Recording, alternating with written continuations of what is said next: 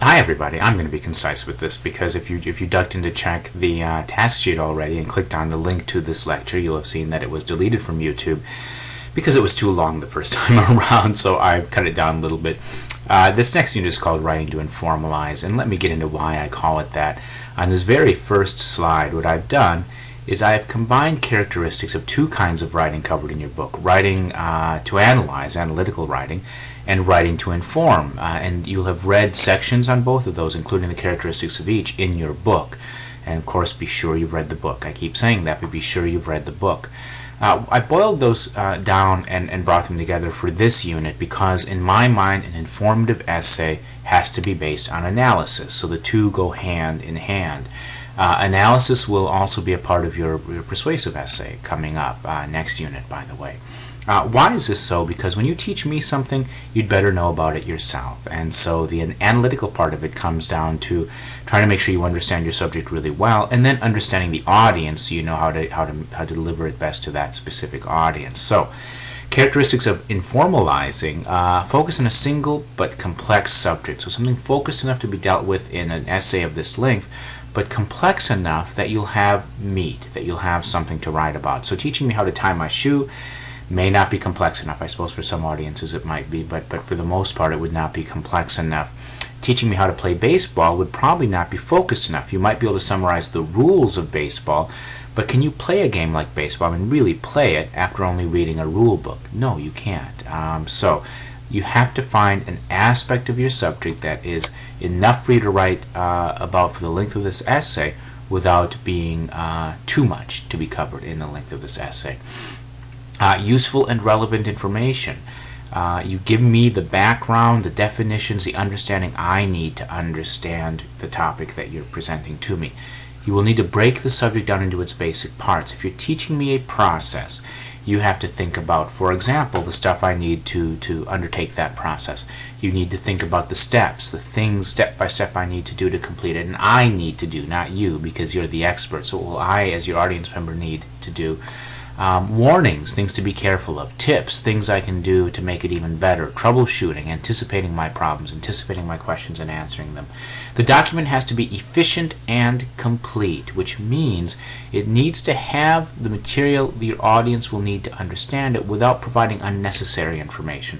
So, for example, you will very rarely need to have very much background. A two-page introduction summarizing your life as a rollerblader is probably not relevant to teaching me how to rollerblade. So, but at the same time, you don't want to leave important information out. If your experience is somehow enlightening, don't leave it out. You certainly don't want to leave out definitions that I might need or background that I might need because I'm not an expert as you are. All of the above needs to be selected with the audience in mind, and this is the main difference really between this unit and the last. The last was largely personal writing. At the end, you had to think a little bit about your audience as you pulled that final post together, but for the most part, the focus was you. Now, everything is going to be focused on your audience's needs. Here's what you're going to be doing then. First, you'll identify a task or a subject you're an expert in. By expert, I just mean that you know a bit about it, you've done it.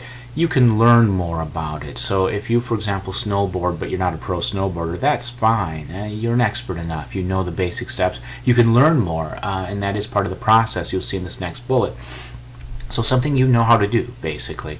Explore the subject. First of all, brainstorming, listing, doing things to help you break it down to its basic parts as far as you know them, and then some research to make sure that your information is reliable and accurate. Identify a challenging audience. This must be an audience that's very specific, that will have an interest in learning what you're teaching them, but who will also find it difficult. And again, it must be specific. I'll give you examples in just a sec. And then you teach that specific audience that skill. So, Writing to Informalize. Two tools I'll be presenting to you. An audience and use profile, 20 questions for your audience. This is an audience analysis tool we'll be looking at, I believe, next week. And then the stylistic analysis worksheet, which tells you how to break down a piece of writing into its basic parts, so you can then decide how to plan a document, but also analyze a piece of writing. So if your audience is 5th graders, you can analyze writing for 5th graders and see how to put it together. These you'll use through the rest of the course, and these are really good takeaways from the course because you can use these in any sort of writing situation. So just a heads up on those. Okay, what do I mean by a challenging audience? Let me give you a few examples here. The U.S. electoral process. Now you might say, okay, who needs to know this? First-time voters. What's wrong with that? Well, yes, it might be challenging to them, okay, but will it be challenging to all first-time voters? Maybe somebody has just taken a U.S. government class and that's why they want to vote now, because they now understand the process. It's also a very broad group. A first-time voter could be an 18-year-old who's just earned the right to vote, or it could be a 40-year-old who just never bothered to vote before. So you want to narrow that down. Now, if you can start narrowing it down by thinking about who else would need to know this information, or who might want to know this information, let's say people who are applying for citizenship. Better. Still possibly very broad, because one of the questions you're going to ask is, what do they know about the subject already? What are their language skills? Somebody applying for citizenship from Jordan comes from a very different political system. They may or may not have studied our system. They certainly won't be native speakers of English, although their English might be quite good. So that person would be very different from someone applying for citizenship from the UK, because they'll speak English as a first language and they have another very different political system. So you want to be specific here. So let's say Canadians applying for U.S. citizenship. Well, there you go. Canadians, you can make some assumptions about their language. You can make some assumptions about how much they know about us. You can also learn about their political system, so you then have something to compare. You can say, well, unlike your system, we don't vote for our local MPs. We actually vote at the national level for the national leaders, whatever, to make the things clear to them. How to bake a souffle. One mistake people make here is they try to think of something far too general, and when you go very general, you generalize. So people will say to this one, when I offer it up in a face-to-face class, they'll say, well, men. Why? Because obviously men don't know how to cook. Is that true? Of course not. There are a lot of our top chefs are men. It's also far too broad. Even if no man knew how to cook, it's a very, very broad audience. So narrow that down. Maybe somebody who's a fry cook in a restaurant, who wants to learn how to make some gourmet dishes. It'll be difficult for that person because that person's done one type of cooking. This will be very different for them, okay? But it will also be something that you can think about what they know already and make connections and help them to learn this new skill. How an internal combustion engine works. Who would find this challenging? That's a specific group. Well, a good backup audience for a lot of these subjects would be kids, 5th graders. 5th graders might find this complicated. A lot of us would find it complicated too, but it's a very specific audience. You can look at documents, textbooks, things like that for 5th graders, figure out how much they know already, and then look at how people teach them. Okay, to find a topic, here's my suggestion. 10 things, quick, that you know a lot about or you feel like you know quite a bit about, and they can be anything. So if you want to put tying your shoe on this list, that's fine. Then go over to page 33, where your text gets into the brainstorming techniques. Pick one that you worked well for you last time, free writing, brainstorming, clustering, whatever, and then run one of these topics through it. Then do it with the second choice from that list, and maybe from additional choices. This will help you to find out which subjects you feel comfortable with, that you know something about, and probably give you an idea if there's too much. If you pick baseball, for example, and you're trying to free write about baseball, chances are you'll discover pretty quickly that there's a lot of stuff you'd have to write about there if you're going to teach me how to play baseball.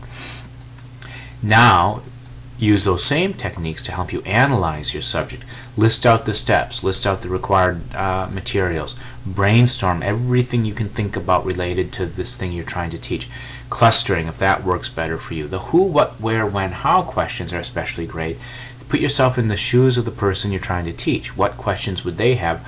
Also, this might help you generate some questions for research if you have your own questions about what you're teaching. So, then turn to audience, and 2 ways of approaching audience. You can do a focused free write, just sort of brainstorming, thinking about all the possible groups who might find this challenging but would want to learn it, or actually make a list. And I always like the list. For me, the list works very well.